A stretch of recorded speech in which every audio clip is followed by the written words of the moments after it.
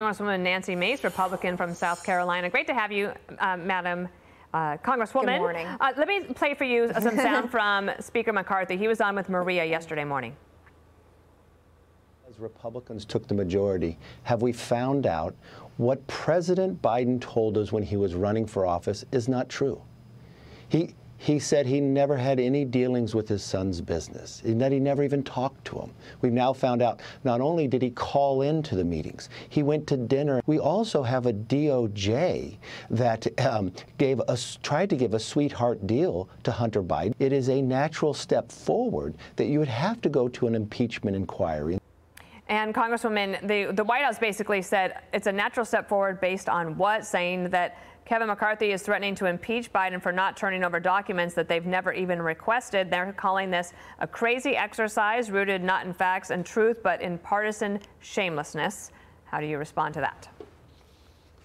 Well, I have a message for Joe Biden this morning. We're coming for you. And if you will not answer the questions for the American people, the Oversight Committee will answer them for you with regards to the investigation we're going to be conducting. And it's time for Joe Biden to start telling the American people the truth. Why wasn't the White House on any of the Sunday shows yesterday? Why will they not answer the questions? Why does Joe Biden avoid the questions? And when he does answer them, he's lying to the American people. And I think the American people just deserve the truth and nothing but the truth. And did anything Shokin say to Brian Kilmeade surprise you? Did it add anything to the story?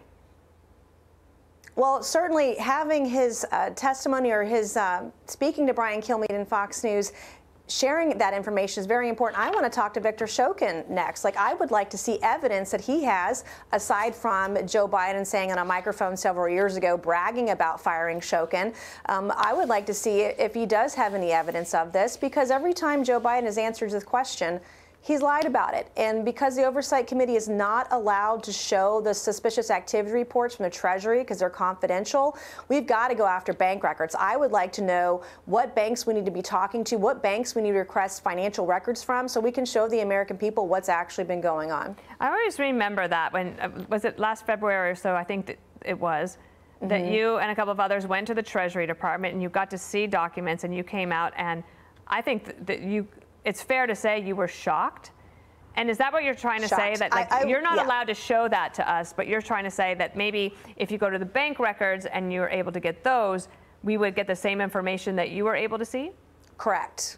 Correct. I would say that. And I would say the shock and awe comes from the amount of money laundering that we're talking about is staggering. And I've said this a couple times. The amount of money that Biden's, I believe, benefited from was going to be over 50 million, 17 million from Ukraine alone so far. It'll be much higher than that overall when we talk about Romania, China, Russia, et cetera. Just one report in one of the SARS reports, and there were 170 of them plus, was tens of millions of dollars and then some. It's a staggering amount of money that we're talking about between the Biden family and their business associates in these corrupt countries. It's insurmountable, in my opinion, and I'm disgusted that the mainstream media has not investigated it. They are very incurious, I think you could say. Have a great time in Charleston, one of the best cities in America. Great to have you, Congresswoman Nancy Mace. Thank you. We're here. Thank you, Dana.